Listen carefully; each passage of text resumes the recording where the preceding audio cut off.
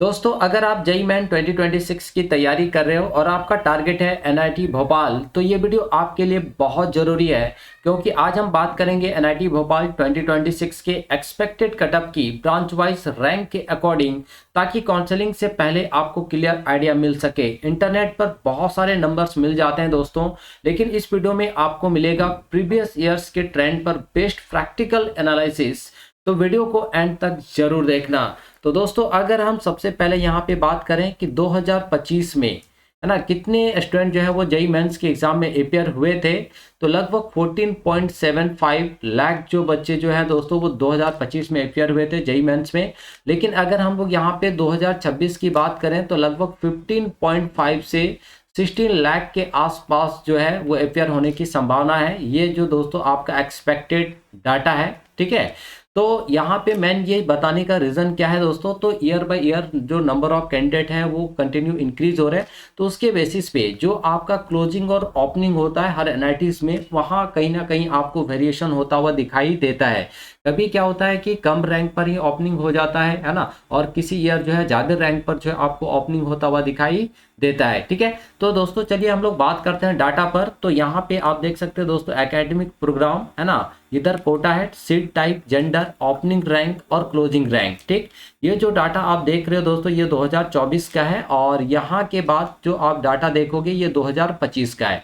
तो जब आप प्रीवियस ईयर्स के ट्रेंड को देखोगे, डाटा को देखोगे दोस्तों, तो आपको क्लियर पता चल जाएगा कि 2026 में आपको कितना रैंक जो है वो लेकर आना पड़ेगा, ताकि आपका एडमिशन आसानी से एनआईटी भोपाल में हो जाए, या एनआईटी भोपाल के किसी भी ब्रांच में अगर आप पर्टिकुलर ब्रांच में एडमिशन लेना चाह रहे हो, है ना, आपका ड्रीम ब्रांच है वो, और अगर आप उस ड्रीम ब्रांच में एडमिशन लेना चाह रहे हो एनआईटी भोपाल में, तो आपका कितना रैंक होना चाहिए दोस्तों 2024 में। तो ये जो प्रीवियस ईयर्स के जो डाटा है, जब आप इस डाटा को आप देखोगे तो सारी चीजें आप सबको क्लियर हो जाएगा, ठीक है। तो यहाँ पे आप सबको क्लियर हो गया होगा कि कोटा यानी हम ओएस कोटा की बात करें दोस्तों, और ओपन कैटेगरी की बात करें, सीट टाइप आपका ओपन है, और जेंडर न्यूट्रल्स की हम यहाँ पे बात कर रहे हैं, किसी ओबीसी एससी एसटी कैटेगरी की बात नहीं कर रहे।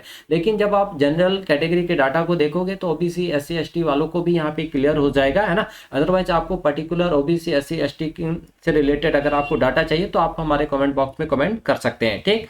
तो पहला जो ब्रांच है दोस्तों वो आपका है केमिकल इंजीनियरिंग। तो 2024 में जो ओपनिंग रैंक था दोस्तों वो आपका था 30,761, जबकि क्लोजिंग रैंक जो था वो आपका था 34,554। लेकिन वहीं अगर हम 2025 की बात करें, है ना, तो ओपनिंग जो रैंक था वो लगभग जो है 2024 के ही आसपास था, यानी 30,437, और क्लोजिंग जो रैंक था वो थोड़ा सा यहाँ पे इंक्रीज हुआ था, वो आपका था 35,814। अब देखिए यहाँ पे आपका थोड़ा बहुत वेरिएशन होता हुआ दिख रहा है, जबकि नंबर ऑफ सीट जो है उसमें कोई चेंज नहीं हो रहा है दोस्तों। एक्चुअली होता क्या है कि जो बच्चे चॉइस फिलिंग करते हैं उसमें डिफरेंस आ जाता है ना, तो उसके वजह से यहाँ पे कहीं ना कहीं ओपनिंग और क्लोजिंग रैंक में जो है वो चेंज होता हुआ आपको नजर आता है। तो वो किसके वजह से आ रहा है, तो आपके चॉइस फिलिंग के, जो बच्चे चॉइस फिलिंग कर रहे हैं, है ना, वो कौन से ब्रांच को सबसे पहले प्रीफर करें, उसके हिसाब से यहाँ पे थोड़ा बहुत चेंज आता है, ठीक। हाँ, तो आप यहाँ पे सोच सकते हैं कि 2026 में अगर आप केमिकल इंजीनियरिंग के अंदर एडमिशन लेना चाह रहे हो एनआईटी भोपाल में, तो आपका कितना रैंक होना चाहिए। तो आप यहाँ पे देखोगे तो लगभग 35,000 के अंदर आपका अगर है तो कोई दिक्कत आपको यहाँ पे नहीं हो सकता शायद 2026 में, ठीक है।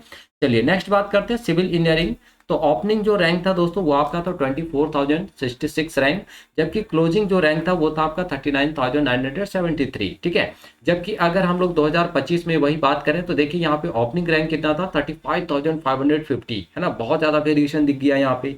तो क्यों वेरिएशन दिखा, क्योंकि चॉइस फिलिंग बच्चों का अलग अलग है ना, चॉइस फिलिंग की वजह से ये चीजें यहाँ पे आपको दिख रहा है। जबकि यहाँ पे क्लोजिंग की बात करें दोस्तों तो 42,750 रैंक पर जो वो क्लोजिंग देखने को मिला था, यानी अप्रॉक्स आपका 39,000 या 40,000 के आसपास भी अगर आपका रैंक आता है 2026 में, है ना, तो आसानी से यहाँ पे आपको सिविल इंजीनियरिंग के अंदर एडमिशन होता हुआ दिखाई देगा, ठीक है। चलिए नेक्स्ट है कंप्यूटर साइंस एंड इंजीनियरिंग। तो यहाँ पे देखिए ओपनिंग जो था वो 6,217 रैंक पर हुआ था, और क्लोजिंग जो है वो आपका 8,830 रैंक पर देखने को मिला 2024 में।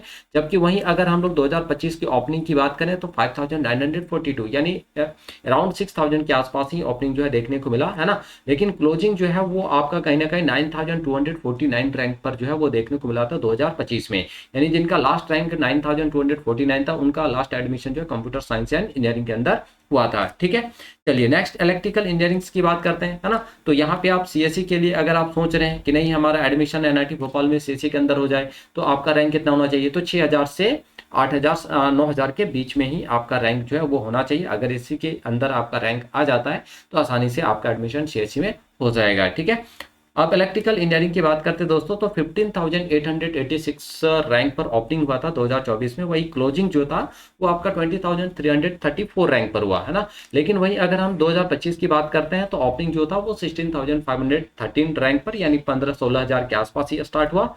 और क्लोजिंग रैंक की बात करें तो लगभग उतना ही में, यानी 20,770 रैंक पर क्लोजिंग हुआ, मतलब 20,000 के आसपास यहाँ पे क्लोजिंग होता हुआ दिखाई दिया इलेक्ट्रिकल इंजीनियरिंग के अंदर। तो 2026 के लिए भी आप सोच सकते हो, यानी 16 से 20,000 के आसपास का अगर आपका रैंक आता है तो इलेक्ट्रिकल इंजीनियरिंग के अंदर एडमिशन होता हुआ आपको नजर आएगा, है ना। यानी आपका आसानी से हो सकता है। ठीक है, 2026 में।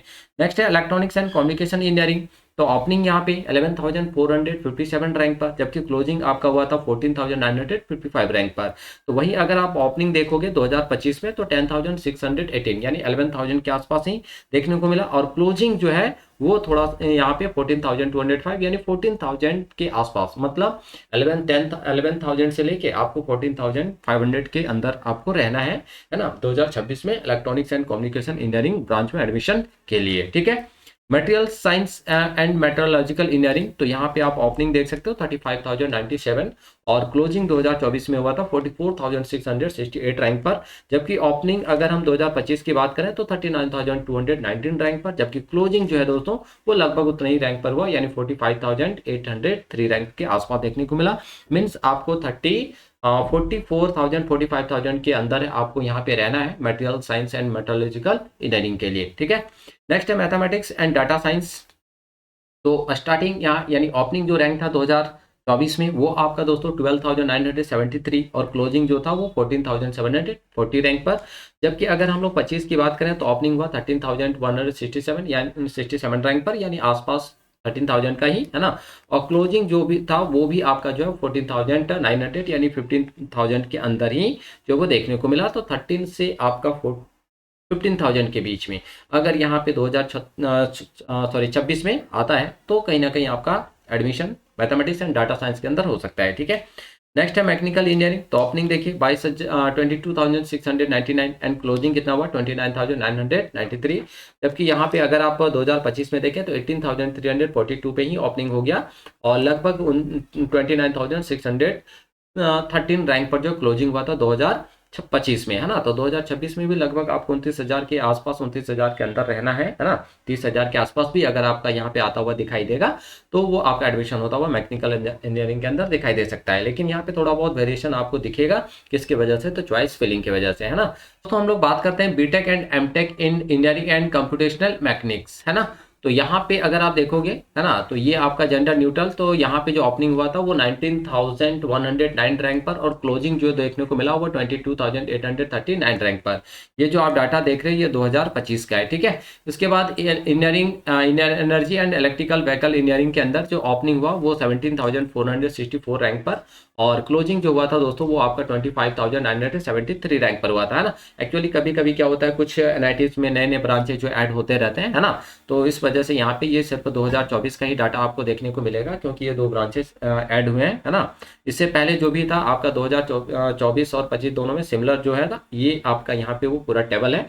तो अब यहाँ पे हम लोग बात करते हैं कि अगर आप एनआईटी भोपाल में एडमिशन लेना ही चाह रहे हो, है ना, तो कम से कम आपकी एंट्री हो जाए तो उसके लिए आपका मिनिमम रैंक कितना होना चाहिए 2026 में, यानी कितना रैंक तक आपको आसानी से मिल सकता है, कम से कम एंट्री मिल जाए। टॉप ब्रांच मिले या ना मिले वो अलग की बात है। ठीक है, तो यहाँ पे दोस्तों अगर आप देखोगे ना तो यहाँ पे देखिए आप थोड़ा सा 45,803, यानी जो ये ब्रांच है आपका material science and metrological engineering, तो इसका जो लास्ट क्लोजिंग हुआ था वो आपका था कितना 45,803।